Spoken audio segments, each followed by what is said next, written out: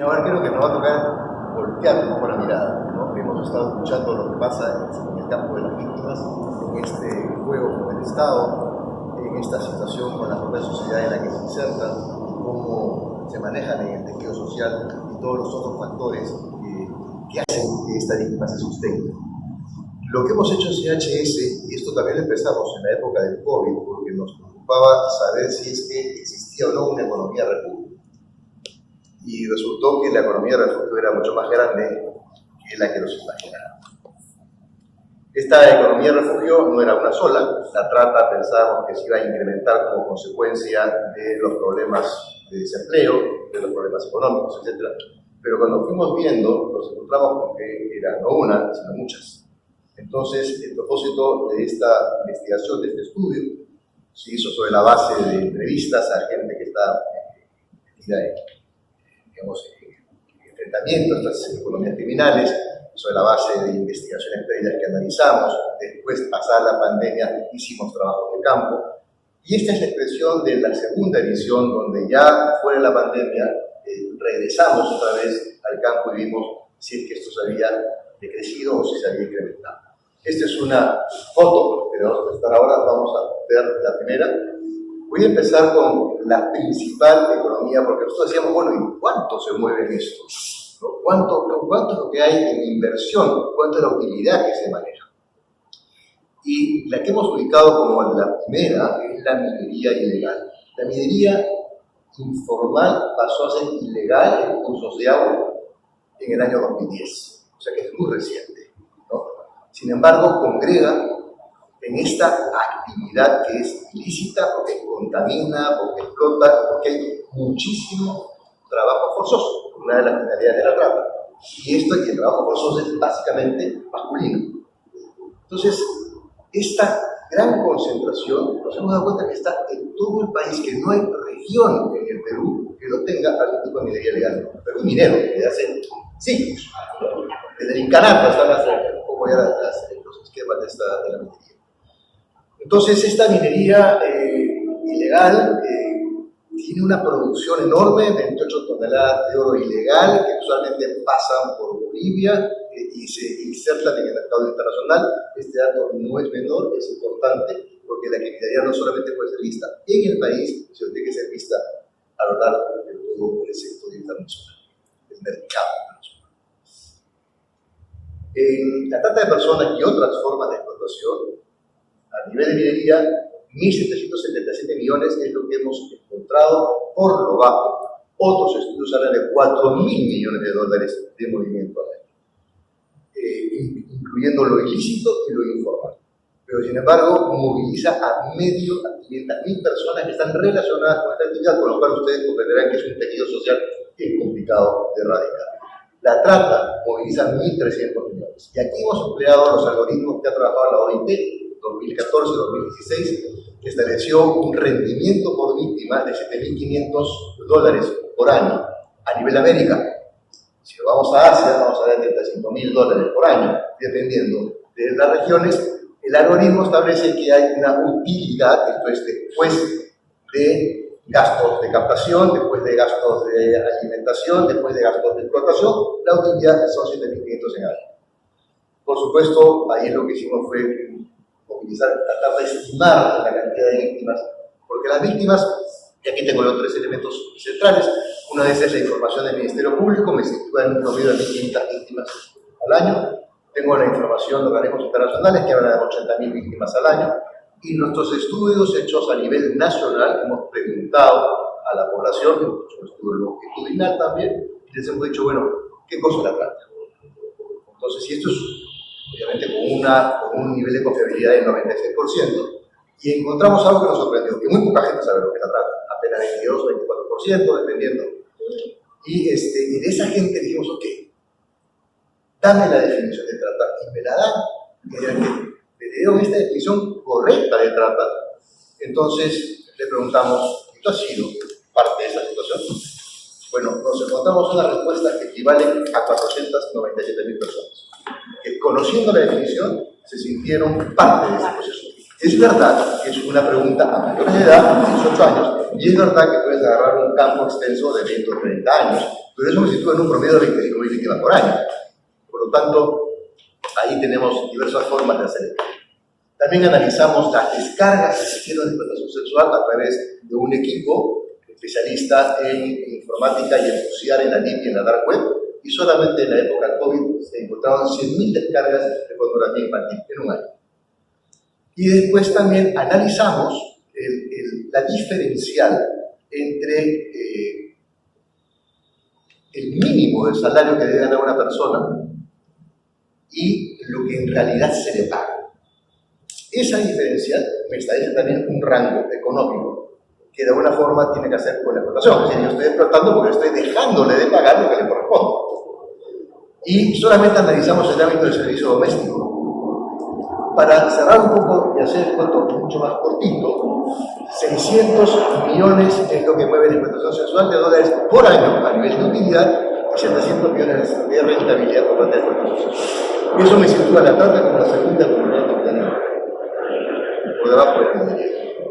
Luego nos fuimos a ver otros campos, tráfico ilícito de madera.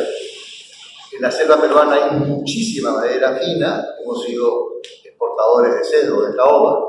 Ahora hay una gran exportación, una madera que se llama Chihuahuaco, sirve para parqué, es adquirida básicamente por Japón, y hay una estructura además de lavado de ese servicio de exportación que se brinda al oriente del mundo.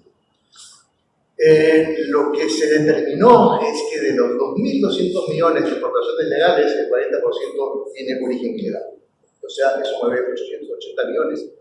Pero se relaciona con la trata de una manera brutal, porque los equipos que entran a la profundidad de la selva son inmediatamente encerrados en una situación de explotación y son víctimas de trabajo forzoso en la gran mayoría de ellos, porque es una actividad ilícita y saben que es ilícita. Y los equipos que entran, obviamente, han comprado. Y en los casos que hemos analizado con expertos que están, digamos, trabajando diariamente esos temas de explotación ilícita de madera, ya nos analiza la corrupción es un costo hundido en los explotadores que están en el ámbito de tráfico ilícito de madera. Entonces, bueno, vemos. Y ahí hay una serie de otros factores, están asociados a defraudación tributaria, asociados a falsificación de documentos, ahí a corrupción en gran escala, y tiene una serie de niveles de productor pequeño, el equipo que transporta, y esto ha dado como consecuencia. Por ejemplo, nosotros tenemos oficinas en Madre de Dios, que es su zona de selva, y nosotros trabajamos como gobernador regional hasta que el gobernador regional desapareció porque está involucrado en una red de tráfico de terrenos para la tarea ilegal. Y esto ha sido hace pocos meses. Cuando hicimos el documento y hablamos con él, porque fue parte de los entrevistados, todavía estaba como gobernador, no sabíamos que estaba metido en todo esto.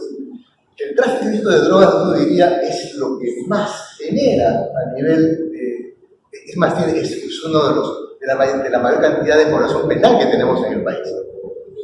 Sin embargo, 1.134 millones es el tercero en la estructura que tenemos de economías criminales en el Perú, porque lo que queda en el país es tan solo el 1% del valor internacional. Es decir, los grandes montos de dinero se mueven a nivel internacional, fuera del país. Y obviamente lo que dije en un principio, yo produzco, tengo niños trabajando en las cosas de maceración, parte de trabajo infantil, parte de trabajo forzoso, parte de explotación, y luego también tengo una estructura muy particular, el 48% de la coca ilegal que sale del Perú se produce en un sitio que se llama BRAE, que es el Valle de los Ríos Apurímac N. Mantaro.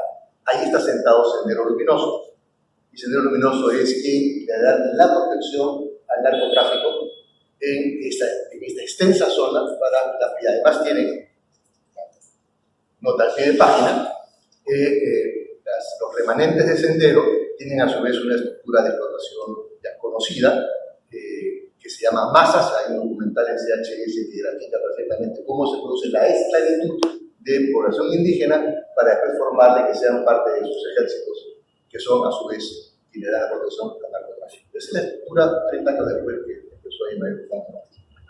Si vamos a la siguiente, vemos otro tipo de economías criminales. Contrabando moviliza 591 millones según la Superintendencia de Tributos, pero abarca una serie, obviamente, el contrabando supone la participación de otras economías externas, es decir, son productos que entran de un lado para otro, ¿no? Mucha parte del contrabando a pequeña escala, que se llama el contrabando hormiga, no culebras, las culebras son las convoyes de 30 a 40 camiones, el contrabando hormiga también tiene una estructura de explotación que se usa a menores de edad para empezar los productos, no productos a veces como dinamita, mercurio, que son los que se emplean a su vez en la minería. A nivel de tráfico de tierras y terrenos, eso lo vimos, ahí se movilizan 143 millones por lo bajo, que es el 15% del potencial de tráfico de tierras y terrenos, no es menor y es importantísimo, porque eso es lo que permite la tala, eso es lo que permite la minería, eso es lo que permite otras formas de ilícitos a nivel de las economías criminales del Perú. Y ahí está muy relacionada con la política, porque precisamente para poder generar un certificado de posesión, yo tengo que tener acceso al poder local, al alcalde, al que me va a gestionar ese certificado de posesión, y hay una relación muy directa. Ese fue parte del problema con el gobernador regional. Bueno, luego tenemos los tráficos de flora y fauna, 150 millones, ahí también se producen situaciones de explotación, como parte de, viene acompañado a veces de unos equipos de tala que también son obligados después a capturar algún tipo de especie que después es comercializada, y la extorsión a pequeños negocios. Este es un delito que viene en crecimiento en las grandes urbes.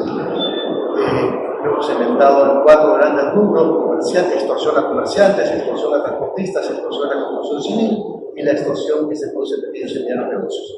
No voy a detallarlos, pero sí quiero decirles algo muy preocupante.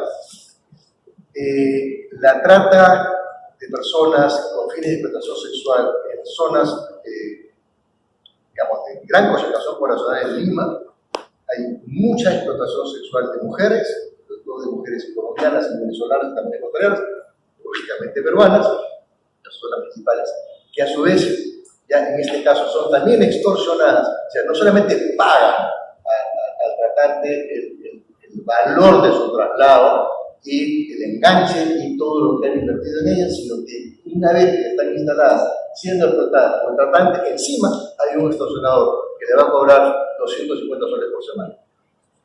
Y esto ya dejó el territorio, porque además las que ofrecen servicios en Internet son también capturadas en Internet y son amenazadas desde la posición de publicidad en Internet.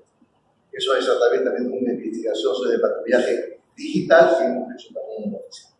Y hay otros que no hemos terminado de analizar, serán para la tercera edición, piratería y pesca ilegal, que eso ya los aproximados del movimiento económico, y les voy a decir por qué importa cuánto mueve las economías ilegales. Se lo voy a explicar en un minuto. La piratería también está muy asociada al trabajo forzoso. Hay un caso clásico, emblemático en Lima, se produjo un incendio en una zona de Las Madrinas, una zona donde se reduce o se venden los teléfonos robados, donde se venden materiales, obviamente, que se llama reducción, no todos objetos robados, pero, en fin, que tienen origen ilícito.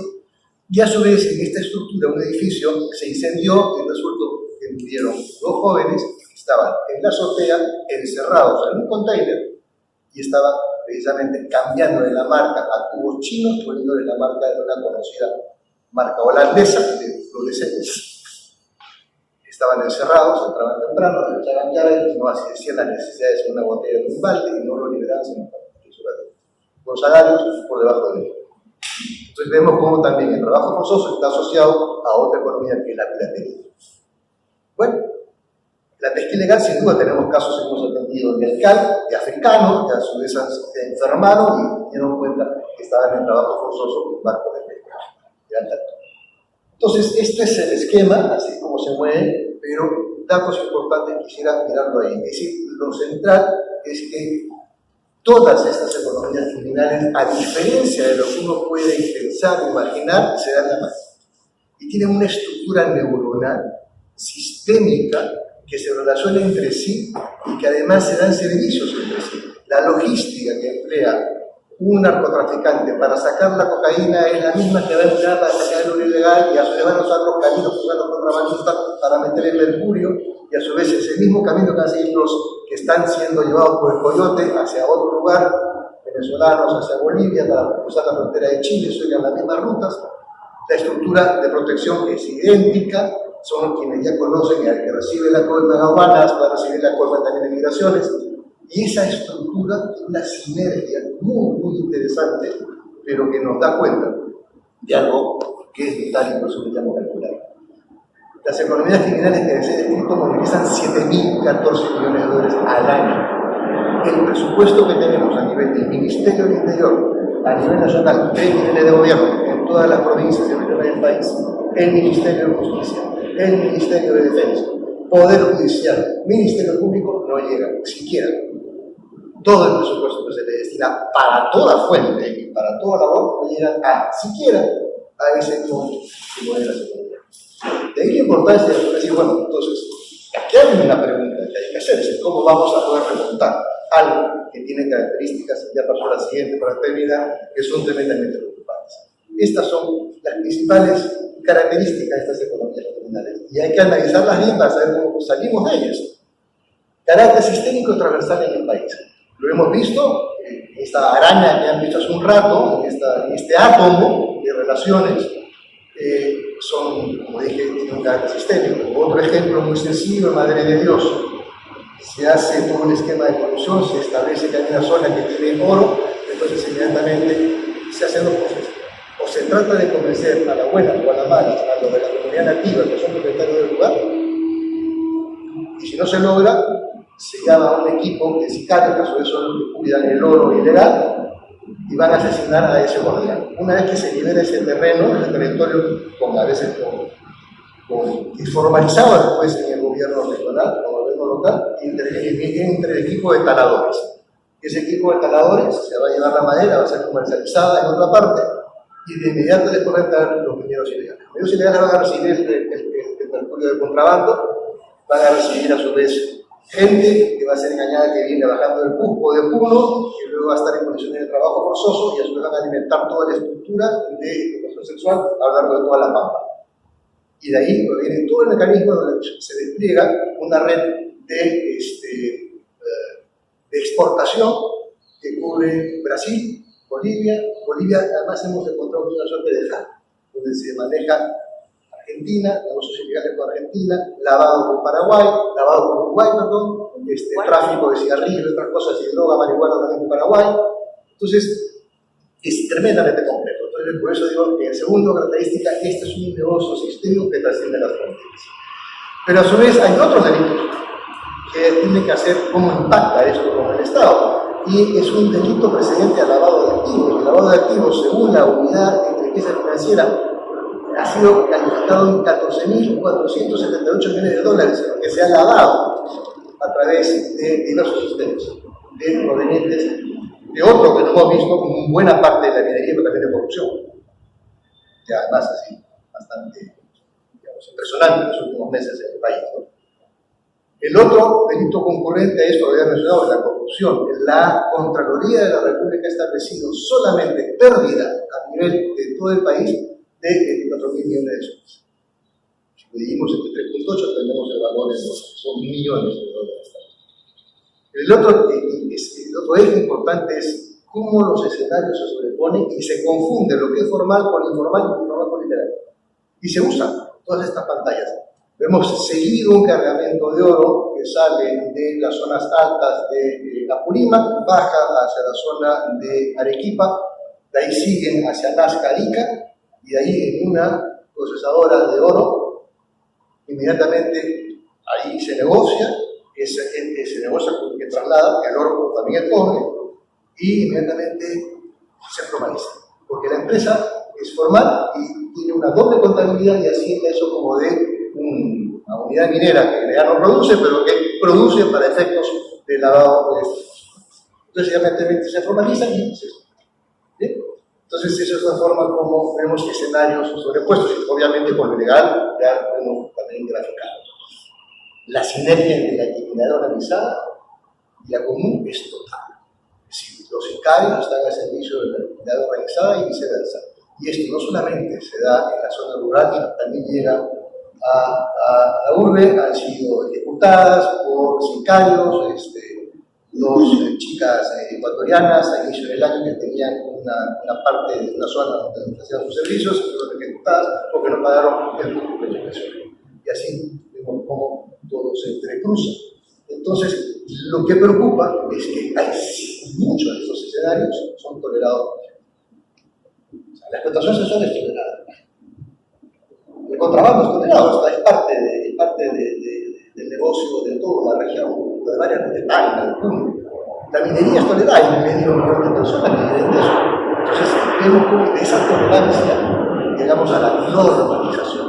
Y cuando algo se normaliza y se mete en el tejido social, es muy complicado de salir de ahí. Y luego hay factores, obviamente, exógenos, la gran demanda que existe a nivel internacional de la cocaína, del oro ilegal, de la madera fina, etc. Entonces, mientras eso subsista, mientras estábamos en el COVID, por ejemplo, la onza Troy de oro estaba en $1.900. Entonces, en 1900 cuando una onza de oro que era parte de un trabajo que se podía hacer relativamente rápido en el transcurso de 2 días, era algo que realmente genera mucha concentración de esta actividad. Igual la cocaína, vemos cómo solamente se queda el 1%, lo demás es el negocio. Y hay factores endógenos muy importantes. Pobreza, creció muchísimo con el COVID, la fragilidad del Estado para poder tener presencia en un lugar o no, las instituciones que no son capaces ni siquiera de atender en víctimas de manera adecuada, no son tampoco de poder enfrentar, lo hemos visto, están en una situación muy precaria por poder enfrentar esta capacidad que tiene el mundo ilegal. Y obviamente hay una gran debilidad del sistema anticorrupción en el país, porque ha entrado la corrupción de una forma tal que ha cortado todo el sistema. Entonces, con esa perspectiva, simplemente no es solamente un tema de criminalidad, hay una serie de derechos, hablando del foro ahora en el que estamos.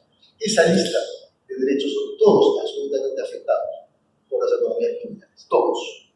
O sea, no solamente es un tema acá de oferta y demanda, de víctimas y victimarios, no, es un tema además que trasciende lo que pasa en un país, que coloca esto en una situación